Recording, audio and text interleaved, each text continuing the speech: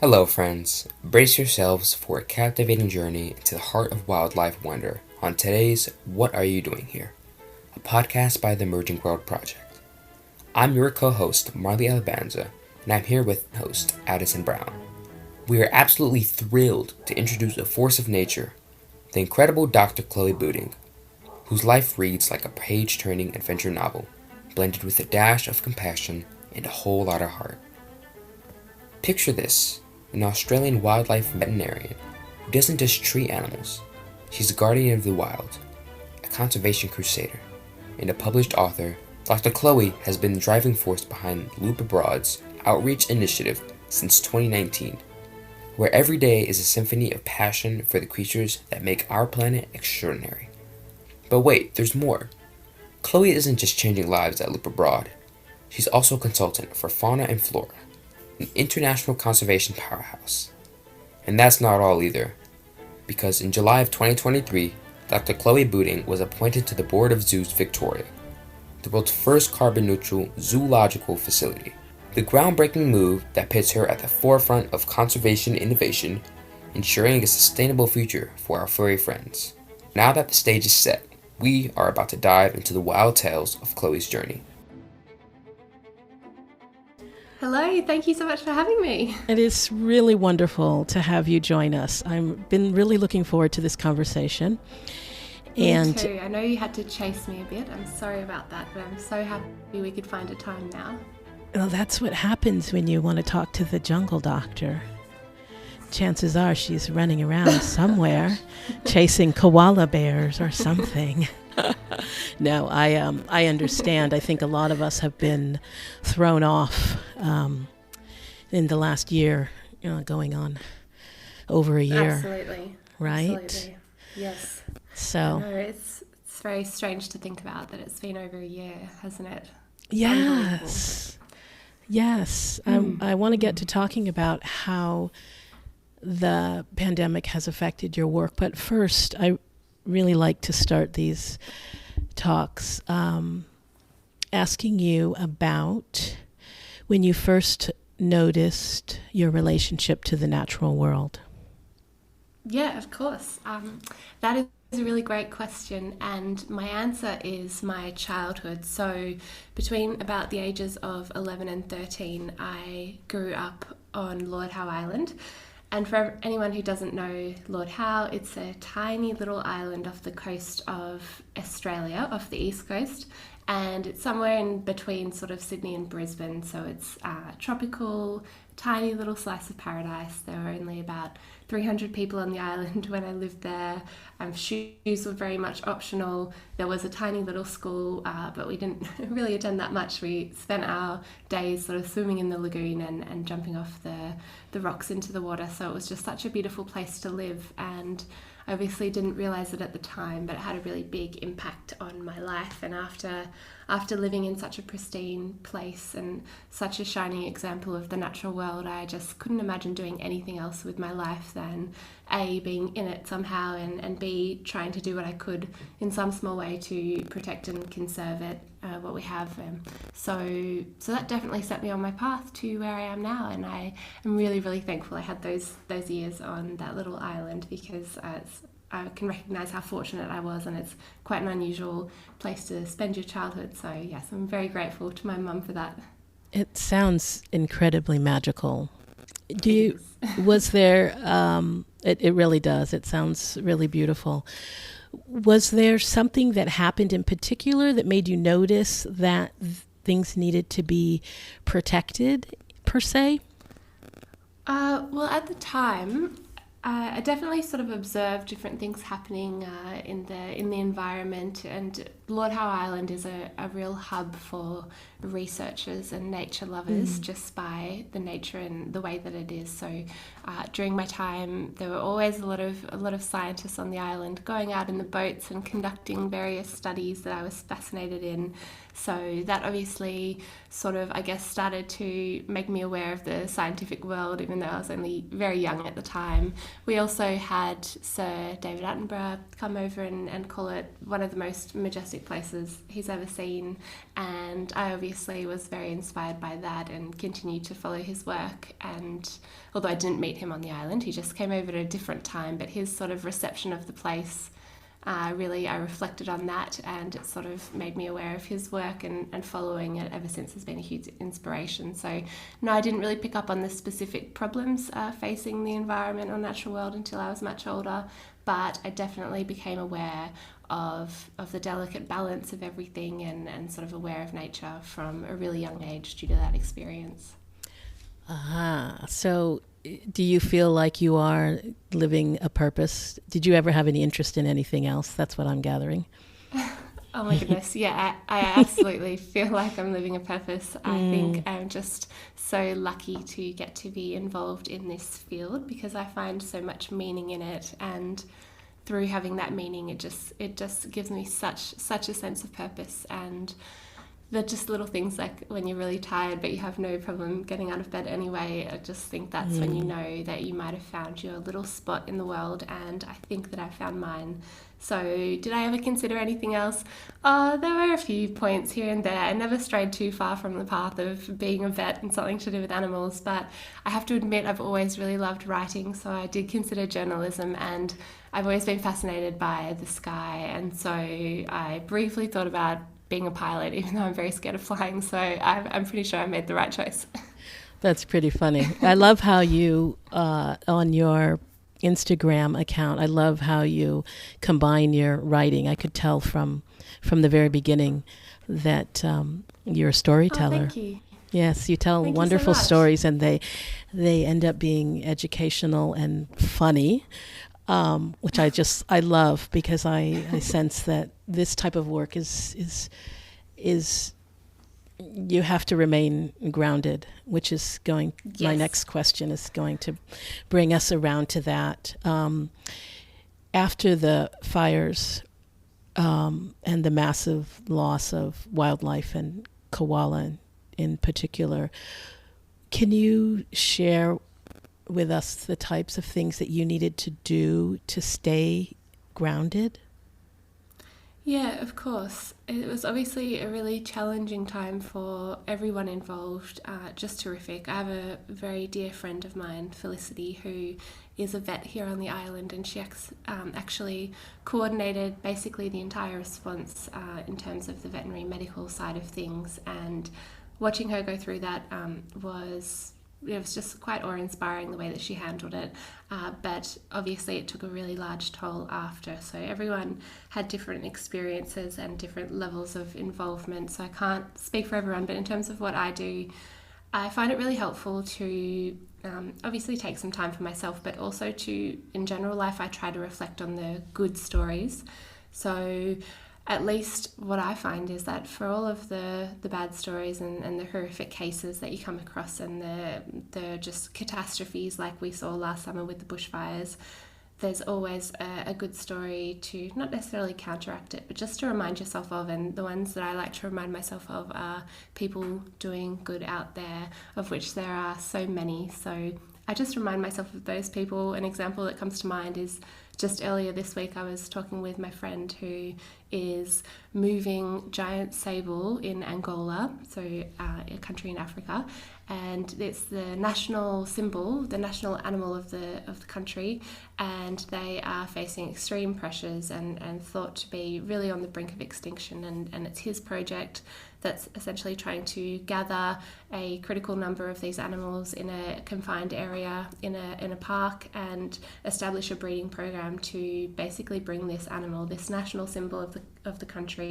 back from the brink of extinction. So that work is just amazing. I mean, there's a team here locally in Australia, in Melbourne, that are 3D printing new coral reefs, and it's like a giant Lego set, and they're connecting them underwater and submerging them off the coast of the Maldives as a trial. So there's just really amazing work happening, and I know it doesn't counteract or substitute for all of the pain that you could focus on, but me personally, it's always a really quick and effective pick me up when I remind myself of, there's some setbacks, there's some horrible things going on, but there's also some wonderful things. Yes, indeed. That's really beautiful. I think that as a jumping off point, being able to look at the the positive that comes from it, and also innovation. It sparks Absolutely. innovation. Absolutely. And I love and there's been seeing so that. much of that.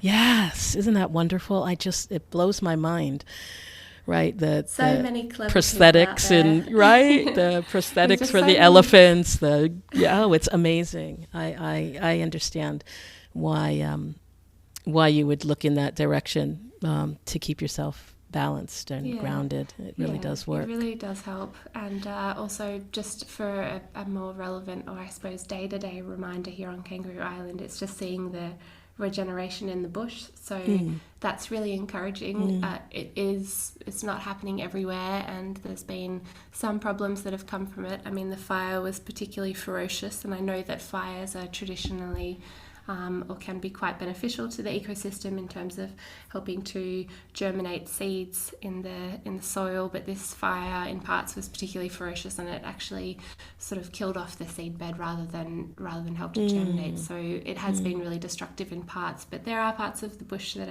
that's recovering, and that is incredibly encouraging to see. So there's local reminders as well. So I just try to look for the good wherever it may be and remind myself of that, because I think it might get a little bit disheartening otherwise. Do you ever have a really good cry? Yeah, I think everyone does, don't they? I would like to meet the person who doesn't. I do. I definitely do. Not all the time, obviously, but there are some times when you just can't help it, and I think that's okay too. It's just about keeping a balance and recognising in yourself how you are going and how you're managing with your workload, no matter what it may be, and taking action accordingly to make sure, first and foremost, that you're okay, because if you don't do that, then you can't really do anything else, can you? So that always needs to be in the forefront of your mind. Absolutely. Just to give people a sort of perspective in terms of numbers, as a result of those fires, what was the population of the koala, and what is the population now? So our estimates, we were actually keeping quite a good eye on the koala population here on Kangaroo Island for the fires, because we had a bit of the other problem that the mainland has. So within Australia, there's only one species of koala, but there's thought to be sort of two subspecies. That's the northern and the southern. So the northern koala is having a lot of problems with habitat loss and fragmentation, and hit by a car and dog attacks. The southern koala, on the other hand, the population is a little bit more stable, and the population here on Kangaroo Island has thrived. So the koala was actually introduced to the island close to 100 years ago now, and what started with a small seed population of, I want to say, around 9, so not many, exploded into the 50,000 that we were estimating just prior to the fires, and that was actually problematic because the ecosystem here was unable to support such a huge population of animals, and the koala is also one of the only animals that is unable to self-regulate its numbers to a certain extent, or to an effective extent. So they will literally eat themselves out of house and home, and then you'll have a matter of a humane welfare issue with starvation. So koala populations need active management, and here on the island they were being surgically desexed. So females every year were being caught and desexed as part of our population control, but that's no longer needed now after the fires, with the latest estimate suggesting that we have around 5,000 individuals remaining on the island. So that desexing program will cease, and we are now trying to support the population once more. Wow. So I read a story, speaking of stories, of how when you were growing up, the koala was just, like, I don't know, a dog. I don't know, dogs running around. But when this happened, obviously, you took a deeper look into your relationship. Yes. Yeah. Absolutely. And when I married my husband as well, I mean, I'm not sure what it's like for other people, but growing up and then going to veterinary school, I just wanted to graduate and go overseas and work with the amazing animals, like in Africa and in Asia. And I never even thought about the animals that we have here. And it wasn't until I had been away for about 5 years, met my husband who's from Germany, and moved back here, I started to develop more of an appreciation for the animals that we do have in Australia, and also the fact that they're facing really serious challenges and problems. And that sort of made me refocus my attention back at home to a certain extent. And then having the privilege, albeit under terrible circumstances, to work with the koalas last summer, it was then that I really decided that, no, these are really beautiful and amazing animals, and I definitely reconnected with them. They were no longer the terrifying bears that used to growl outside my window in the evening when I was a child. And if you let them in... truly, truly frightening. Oh, my goodness. I think I remember hearing a recording of the sound of one of them, and I had never heard, I think I've heard almost everything, I feel like, but I had never heard that sound before. I just probably fell out of my chair, like, what? Yeah. It's pretty confronting, isn't it? Just... Now imagine being 5 years old and you hear it directly out your window. Oh my goodness. At about 2 a.m. Yeah, you sit straight up in bed and you become very alert as a child. You're getting no sleep whatsoever. No, very vigilant children down here in Australia. Oh my goodness. I love that. Okay, so I want to move to a little heavier topic, and that is the elephant translocation. And I know that I told you that we were going to talk about this. Before we get started, I want you to start to think about how this, when you start to share with us why we're doing this, and then how does that circle back around and connect to all of us. So we're going to get into a little biodiversity here. Okay. Yeah, so the elephant translocation. So in Africa, I was fortunate, or I'm fortunate, to go over and participate in some work there from time to time. And it's there that I've had some of my most amazing experiences, and I've been very lucky to learn from some of the best veterinarians in the field that work out in the field in Africa. So I've had some great experiences, of which many of them, if not most, are to do with some sort of translocation, as you touched on. So the movement of animals from one place to the next. And there's a whole lot of reasons that you might move an animal. Might be due to poaching pressures. So you see that particularly well-known one is the rhino, under a huge amount of pressure, to a lesser extent under still a huge amount of pressure, elephants for their tusks, so these can be sold on the black market. So yeah, a really staggering amount of poaching pressure for those animals. Same with giraffe. We have pressures from snares being laid down in certain game reserves, and others having heightened security, and others maybe less so. You also have the threat of a drought and changing climate circumstances. So within Africa, a lot of animals are kept within game reserves and national parks, and these things are absolutely enormous, so further than the eye can see, but a lot of the time they are fenced. So you've got wild populations of animals within a fenced environment. So you've now created an artificial space that, again, just like in Australia, needs active management to stop the overpopulation of one species, the decimation of another. So animals will be moved all the time around Africa from one park to the next, and to try and combat a lot of these issues. Then another really big reason that they'll be moved is due to human-wildlife conflict. So a lot of these national parks and these areas encroach on human settlements, or more accurately, the other way around. So human settlements are expanding everywhere around the world, and they're encroaching on wild spaces. And with this comes conflict as animals and people come into contact. The classic example in Africa is the elephant trampling a farmer's crops, or a hungry lion eating a farmer's cow, and the natural retaliation for these people is to attack or to even try and kill the animal, which is being a pest and also costing them economically. So it's a really, really sad circular situation that does lead to a lot of conflict, and it is a huge driver of extinction for many species. I mean, lions is a really big one. So these are some of the reasons that animals might be moved. For elephants, another big one is if they've broken out of these areas that they're held in, so national parks or reserves, and they've broken into a village or into a neighbouring reserve, and they need moving back. And so as you can see, all of these reasons are usually quite quite intricately linked with us and with human activity, be it our settlements or our fencing or our interfering with wildlife corridors, so the natural pathways, the natural migratory pathways that they take. And as such, they are also being managed by us. But yeah, so a lot of it's down to human interference, and the reason that we're moving them is to keep them safe. The bottom line is to keep them safe, and it's no small feat. No, not at all. It seems very complex. Many different points of views to consider, and the interconnectedness of it to consider. I want to ask you, besides the obvious that it sucks, what is the... It does. It really does. What is the process of wildlife trade, and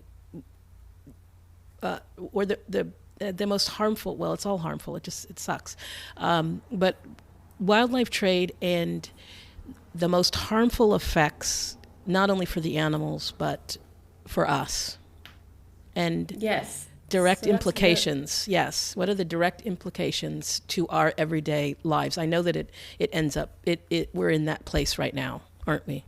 Yes, we are in that place right now. So that's a really great question and a really pertinent one, because it would be, I guess, the number one thing people want to know. Okay, so wildlife trade, A, why is it bad? And B, what are the direct implications to us? And the answer right now is that you're living in it currently. We all are. We have been for the past 12 or so months. It's not the only implication, but right now it's the most in your face and the most confronting. And that is that 75% of emerging infectious diseases, so zoonotic diseases, or 75% of emerging infectious diseases are zoonotic, so they're shared between humans and animals.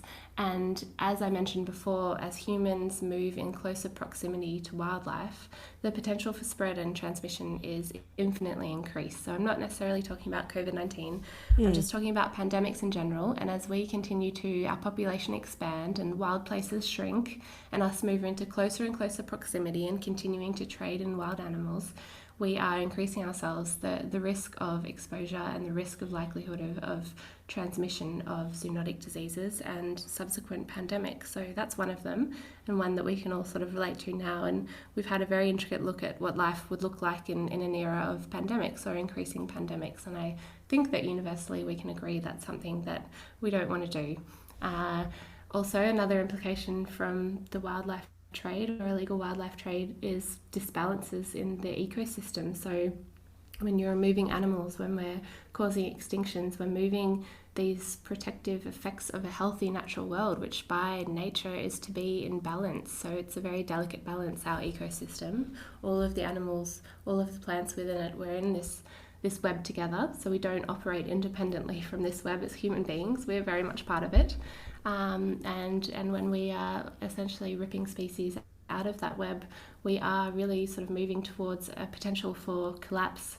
And we're seeing that in the lost sequestration of CO2 from the atmosphere. Our climate is changing, not just losing the forests and the jungles, but where the oceans are changing as well. And coral reefs are some of the biggest absorbers of CO2 in the world, yet that we're killing them off, or they're dying off with this changing climate. So as you can see, everything being interlinked.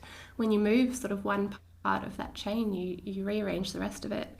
You also got the potential for more natural disasters with all of this. So if you lose the pollinators of the jungle, for example, so orangutans in Borneo or forest elephants in Central Africa, you destabilize that whole mini ecosystem within itself. And these are they spread the seeds and disperse the seeds of the jungle. If you start to lose that and you start to meddle with the structure of that, then you can see things like in Thailand in the 1980s when they started having staggering problems with landslides for all the excessive logging. And again, that's not directly wildlife trade in itself, but it's all interlinked. I mean, the destruction of habitats is often linked with many species to the trade in wildlife. So you're going to see things like that, and also economic, which is a huge thing to consider. I mean, if you think about it, The forests and savannas in the tropics of the world have some of the richest biodiversity.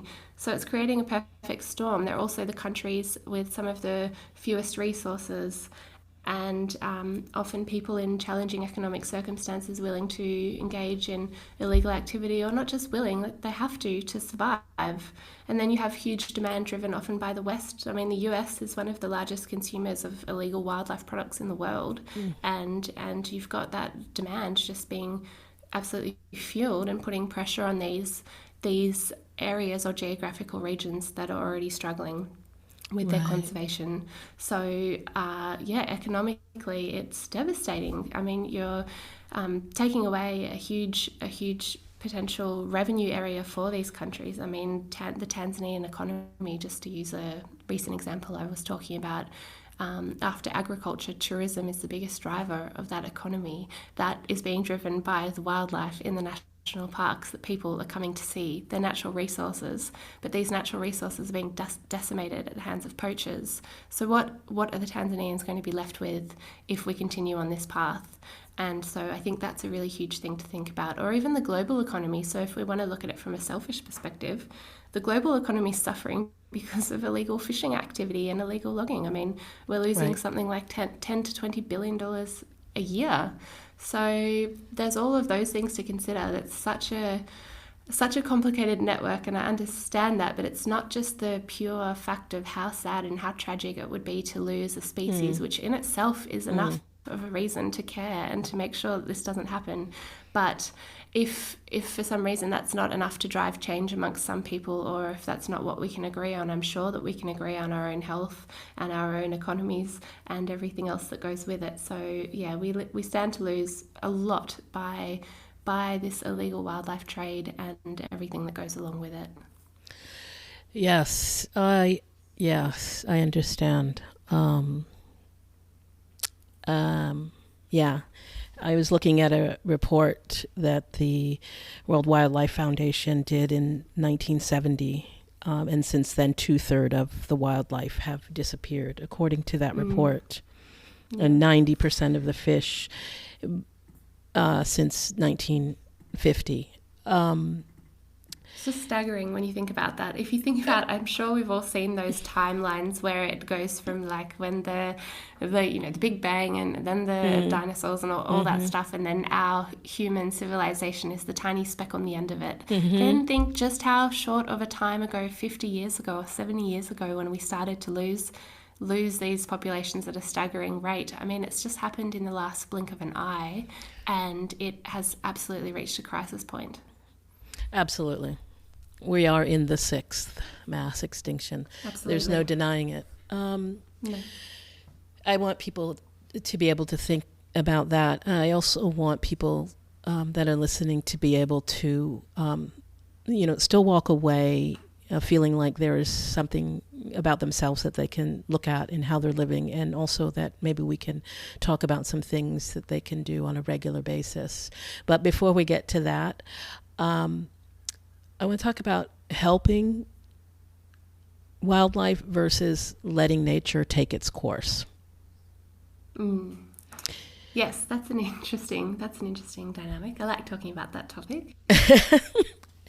I do. It's really interesting. Isn't it? I really love the let nature take its course argument, because I was wondering, okay, so if you just take a step back and think about that, I mean, how much have we meddled to get to where we are, and how much of what we're doing is artificial at the moment? So you can't really, in my opinion, even though you haven't even asked the question yet, you cannot really essentially go into a room, tip everything upside down and throw all of the books onto the floor and jump on top of everything, and then walk out of it and say, oh no, let the room take its course. What a terrible example, but do you know what I mean? You can't abdicate responsibility at a certain point, or for this example at the crisis point, and say no, let's take a step back and let nature manage this. I mean, yes, that is not the stage at which we're at.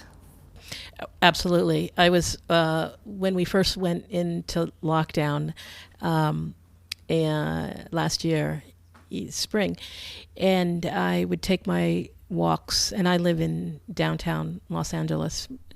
But the birds that I were seeing, I know birds. The birds I were seeing were not from this neighborhood. And one day on my walk, I just whipped around the corner, and there was an injured red-tailed hawk just right outside the front door of this pretty popular loft complex. And I called a friend, and I called my people at the California Wildlife Services in Malibu. But I was far away from my car, and it would have taken me a while to get there. So I popped in that building, and I asked the gentleman to just keep an eye on the hawk, that I would be right back. And somebody that I called said to me, "Oh, just let nature take its course." Yeah, and yes, exactly. Oh, I can't deal with it. And I just couldn't deal. I really try and have a first, second, and third perspective before I open my mouth. I think it's really important in these times to be able to do that. I agree. Sometimes easier said than done, though. But so absolutely, it takes practice, right? It takes a lot of practice. Strength of mind, yes. So, needless to say, Yes. I didn't listen to my friend, and I got my car, I took the red hawk, and if you go online, you can see how we helped him get back out in the world. I absolutely will. Yeah. I guess my first response, well, I'm not sure if I would respond to that, because you have to pick your battles, don't you? And you sort of wonder how important it is to argue the point, especially when your friend, I'm sure, was very well-meaning. So it's not about that, but you have to just wonder, how did the hawk get to that position in the first place? Right. At least where I come from, it's usually hit by a car or attacked by a dog or caught up in a barbed wire fence. So none of those things are terribly natural. And while there is a merit, of course, to letting nature take its course, there's absolutely a merit in that. It's just not as widely applicable as I feel it's being used in society today, just simply for the fact of how much we have meddled, and also for how desperate the situation is now. I mean, to use an example from another example from the conservation world where that is argued all the time, you've got people that argue against the vaccination of wild animals. And this has presented a really interesting dilemma of late, because I'm not sure if you remember the 2013-2014 Ebola outbreak, and it left the continent of Africa for the first time, which is when there was a huge, I guess, commercial will and value in developing a vaccine against it. And the same thing with polio. So you've got great apes that are susceptible to a lot of our shared diseases, and so they're residing in the mountains of Central Africa, and they're susceptible to the flu just like we are, and to Ebola, to polio, and you have people saying, let nature take its course. But a lot of these illnesses are being spread from nearby human populations, or now by the ecotourism industry, which I think is fabulous, by the way, but you've got people coming in and potentially spreading diseases to these vulnerable populations of animals, and you've got a catch-22, because this ecotourism is bringing in valuable revenue that is sustaining and supporting these populations of local people, and also of the animals, and the mountain gorillas is a great example of that.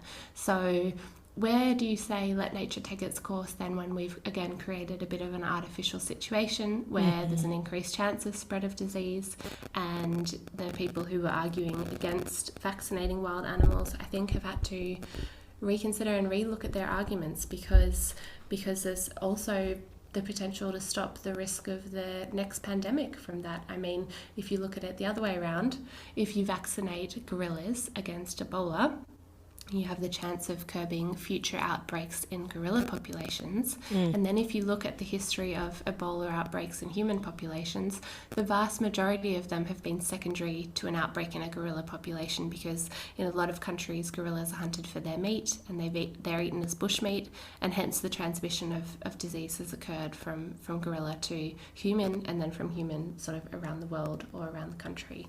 So you've got an interesting predicament now where actually it might be the best thing for not only the animals but also for us to interfere in nature with that one example, and vaccinate certain populations of animals to keep both them safe and us safe. And I think that's just a great example of when you might make a really strong argument for so-called interfering in nature. Right. And with all of that, when we speak of coexistence, what would that look like to you, given where we're standing right now? Yeah, coexistence with the natural world, essentially. So that is what it would look like to me. Coexistence, by definition, it's passive. So there isn't a direct interaction. We have our lives, and wildlife have their lives. That sounds like a bit of a far-off utopia, and I'm not necessarily expecting that to happen. But what I do expect is for there to be a total shift in the way that we think about and approach our natural world. I mean, right now we're exploiting it to the point of collapse. Species are becoming extinct at over 1,000 times the natural rate. You mentioned it before. It's being called the sixth mass extinction of our planet. We're destroying habitats. Our emissions are out of control. Plastic is choking our oceans. Just the other day, there was another oil spill, this time off the coast of Israel, I think. So I think it's time to respect the natural world, and that's what coexistence would look like to me. And that would be reflected then in our international laws and legislations. We'd be a great place to start would be clamping down on international wildlife crime for sure, and making an international commitment to work across country borders on those major issues, moving towards greener alternatives for our energy sources. Australia, I'm looking at you on that one. Protection for wild habitats and a re-evaluation of this trade in wild animals. We would also, in this sort of utopian world I'm describing, we wouldn't be keeping exotic animals as pets anymore. And I don't know how many times I can emphasize this, but I know I mentioned the USA is a big offender there. There's a lot of countries that are big offenders there, so it's not on anyone's shoulders necessarily. But we really do need to take a long and hard look at ourselves. If the Tiger King didn't prompt us into more action, then I'm not too sure what will. Right. But for starters, I think social media companies have a responsibility to regulate photos that are being shared on social media by so-called influencers posing with their pets or the pet tigers and pet monkeys. So these animals aren't pets, and we don't want to be encouraging the illegal pet trade.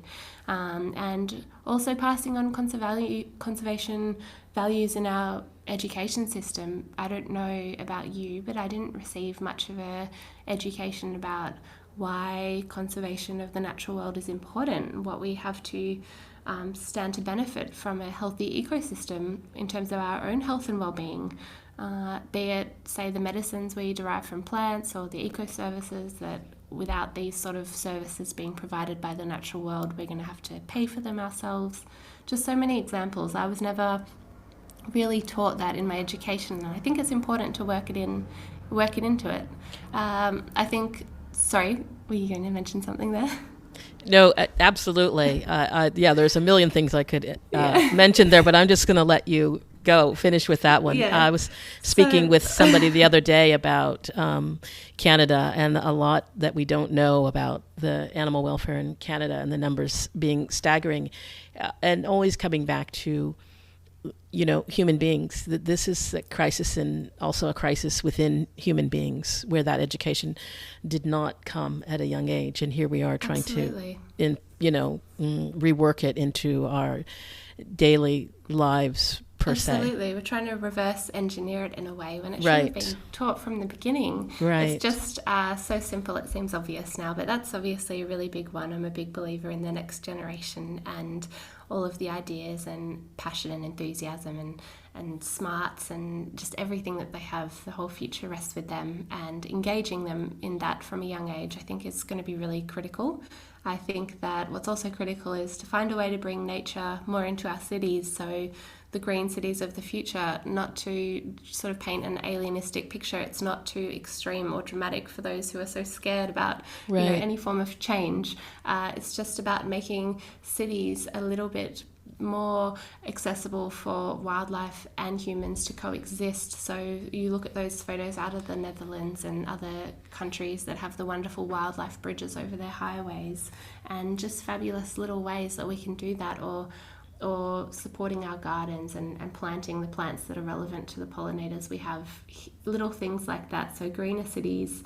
And I think with all of these changes, even though I see coexistence as a far more passive experience with the natural world, I also see it as a far more enriching one. So rather than having to travel large distances to get to one little artificial park, it'll be more around us, and our mental health will benefit. There's plenty of studies that are showing that. And rather than spending our holidays traveling to Thailand to get a photo with a sedated, half-conscious tiger, instead maybe we could travel somewhere else, and engage in ecotourism. So support initiatives like the Mountain Gorilla Initiative I touched on before. So go, if you're ever fortunate enough to have a chance to see them in the wild, I can assure you it's going to be a far more magical and enriching experience than the tiger option, and it's actually going to directly benefit the local communities financially, which is money that then will also feed into the conservation of the mountain gorillas, because you're placing an intrinsic value on these animals being there and being alive and being in the wild and doing what a mountain gorilla should do, and that's what we should be doing more of. And that, I guess, is a really long and poorly worded answer of what I see coexistence to be, or at least in my mind. Oh boy, do I appreciate this conversation. My goodness. I appreciate it like nobody's business. I love it. Okay, we're going to just tone it down a half a notch, Chloe. Okay, that sounds good.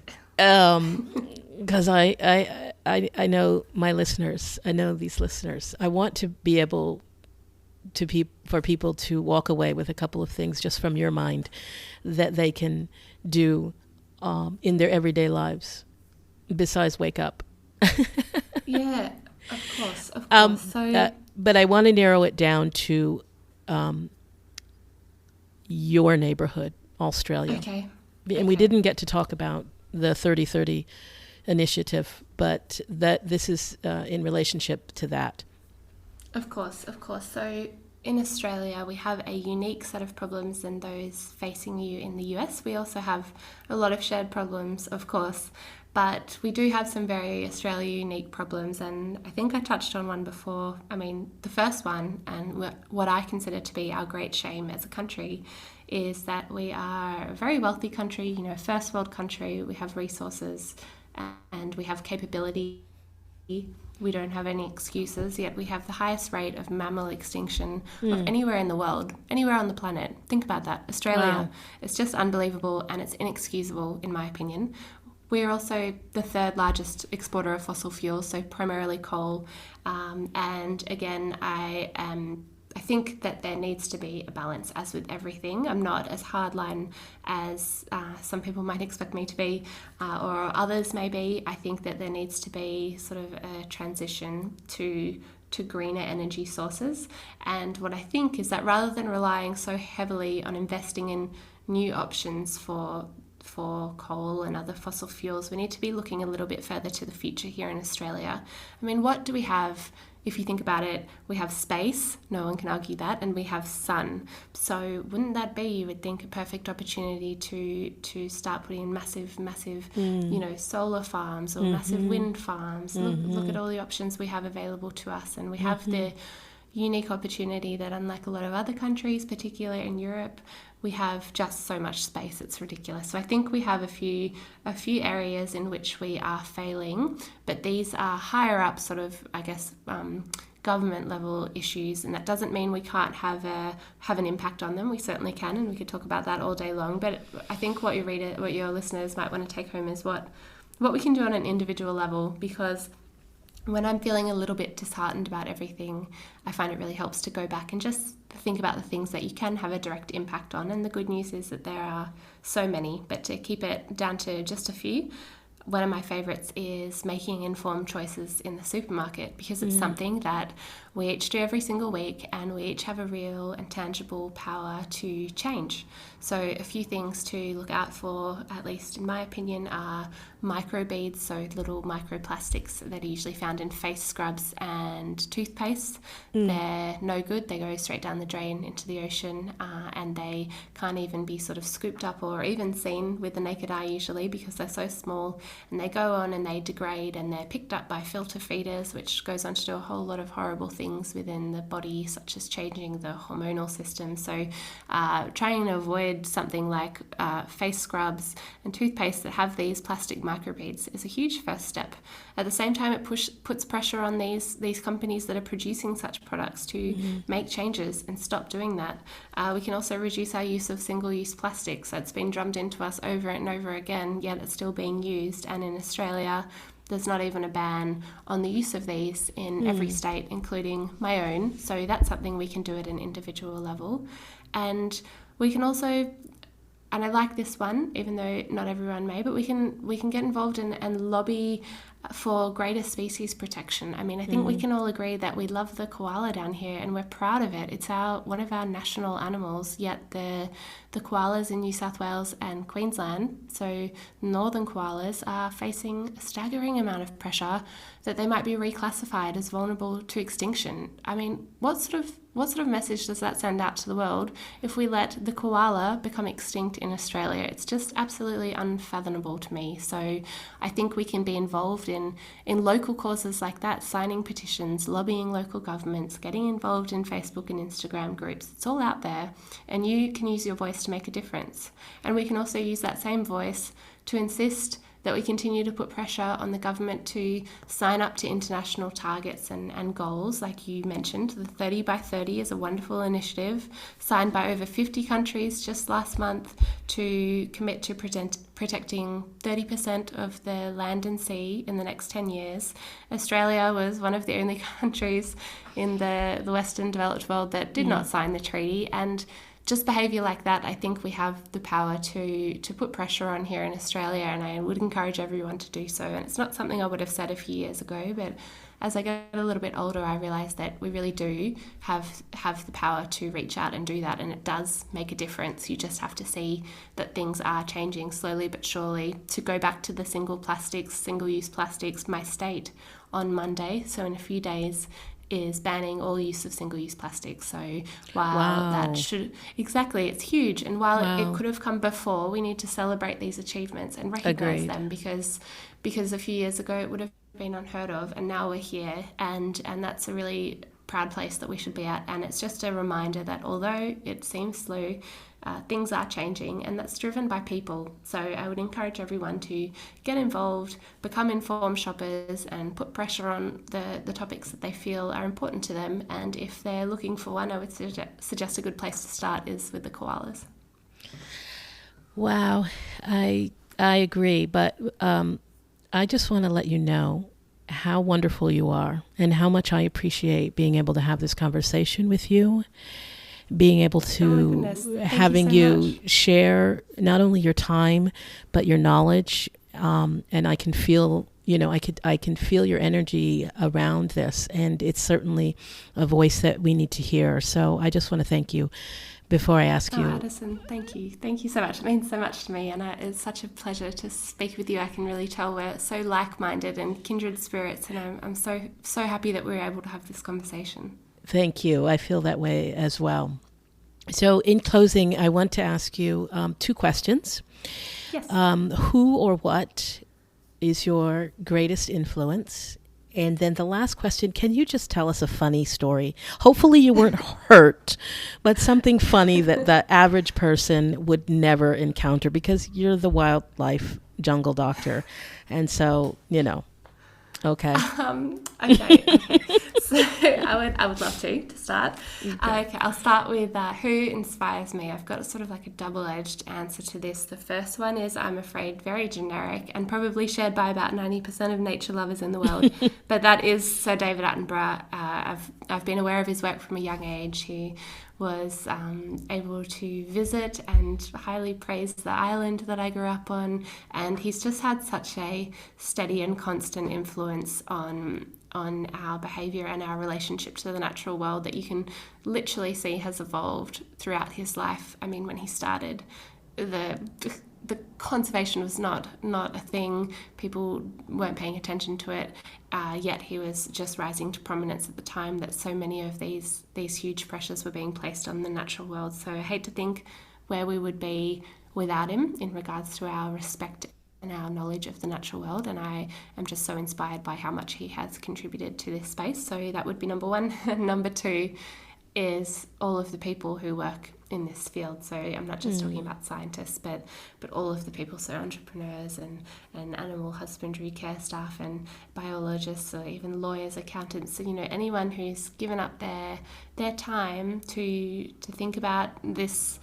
matter and to recognize that we can't go on exploiting the natural world without giving something back. So I'm inspired by the people who are coming up with all the fabulous new ideas to tackle all of these problems, and I just think, wow, they're amazing. And usually, you know, it's someone less than 20 years old a lot of the time, and I just think, aren't you incredible? Like, the world does have a hope that you are in it, and what an amazing, inspirational, bright mind you are. So I just think that pretty much on a daily basis, and I'm just so inspired by the next generation of conservationists coming through. So that would be who inspires me, I think. And the second question is a funny anecdote, which I've been trying to think about since you just said it, and I'm trying to think of a funny one. I find it funny, but I think many other people would find it alarming, but I'm going to go with it anyway, because that's sort of what working with wildlife is about.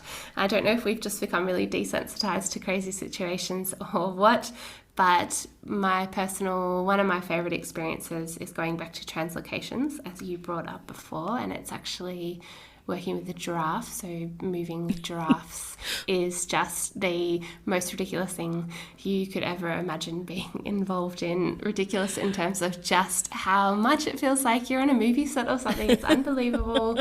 It's very fast paced. It involves helicopters and trucks and jumping with ropes and waking this animal up that you've just gotten on the ground by wrapping it in this. It's just something that I cannot explain. And so what essentially happens, to summarize it, is a team darts the animal from the sky, and because giraffes are prone to running and overexerting themselves, you deliberately use an overdose to bring them to the ground really quickly. And because you've given the animal an overdose, there's an intrinsic risk, and you need to reverse the medication, and you also need to get to them quickly because you've just given them a whole bomb amount of drugs. So you've darted an animal from the sky. It's a wild giraffe. It's about 800 kilograms. It's running about 60 k's an hour. I don't know how many miles that is. It's tearing, and it's going through the scrub, and you're holding onto the back of a truck. You jump out ahead of it with just a flimsy piece of rope, and you're trying to basically brace yourself for impact ahead of this animal that's coming towards you with one person on one side of the rope, one person on the other. It hits the rope, you get pulled along with it, you have to run around its legs to try and entangle it, bring it to the ground safely without any of you under it. Then you have to give the antidote. Then you have, guess what, an awake giraffe underneath you now on the ground, and you've got about 4 people on the neck. It's suddenly the biggest trust exercise you've ever entered into in your life, because the only thing keeping that animal on the ground is the 3 other people on the neck with you. Because if they were to get off, which is where the funny bit comes in, for me at least, is if the 3 other people I'll go back, to keep the now awake giraffe lying completely on the ground while you do any of the work that you need to do, you have to use your weight to remove its leverage, which you do so by sitting on the neck with 3 of your biggest friends. And by sitting there, the animal remains reasonably calm, actually, and it's unable to get up, so you're able to quickly and swiftly proceed with your work. The problem that comes into play is if the others, for whatever reason, get off the neck, but you are still on the neck. And that's exactly what happened to one of my friends, a wildlife vet, when he was working with one of these animals in Zimbabwe. And there was an epic miscommunication where his 3 friends jumped off the neck while he was still on it. So the giraffe got up, obviously, and it got to its feet with Pete on its neck.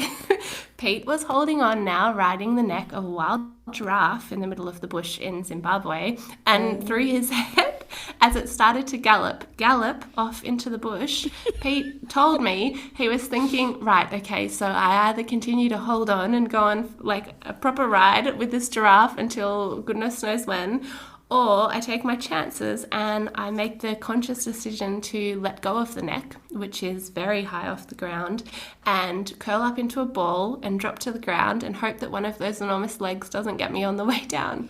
And that's what he chose to do, and he lived to tell the tale. He's still out in the field, the best wildlife vet in Africa, in my opinion, and it's just the most incredible story. And having been in his position, I just can't imagine what it would have been like if that giraffe got up. So I just think it's the most amazing thing, and that would be my answer. That is unbelievable. My mind was just, my pictures going through my mind were like, I'm riding the elephant right now, and I'm sweating like You're a good storyteller. You're a wonderful storyteller. You just kept it all in line. You know, it's like act 1, act 2, act 3. And I'm like, wow. I'm happy to hear that. It felt like a jumbled mess with my excitement to get it out. But yes. Yes, it's quite the story. So that would be it. I think it summarizes just the how absurd yet how amazing this work is. And it's probably one of my favorites. So, yeah. Thank you for that. Just absolutely too much fun. I think that's a beautiful note for us to end on. There's a lot to digest here. And once again, I want to just express my extreme gratitude for you taking the time to speak with us and share your stories. And you are just insanely delightful. I want to talk to you again. I would love that, Anderson. I would absolutely love that. Thank you for tuning in to the Emerging World Project podcast. What are you doing here? We hope you enjoyed this episode as much as we enjoy creating it for you. If you found value in today's episode, we would love for you to take a moment to leave us a review on your preferred podcast platform. Your feedback not only helps us improve, but also helps others discover our show and join our community. So please don't be shy. Leave us a review and let us know what you think. We read every review, and your input truly means the world to us. The Emerging World Project Studios recognizes that we occupy land in Los Angeles County originally and still inhabited and cared for by the Tongva, Tataviam, Serrano, Quiche, and Chumash peoples. We honor and pay respect to their elders and descendants, past, present, and emerging, as they continue their stewardship of the lands and waters in Los Angeles County. To find out more about what the Emerging World Project is up to, head on over to emergingworldproject.org.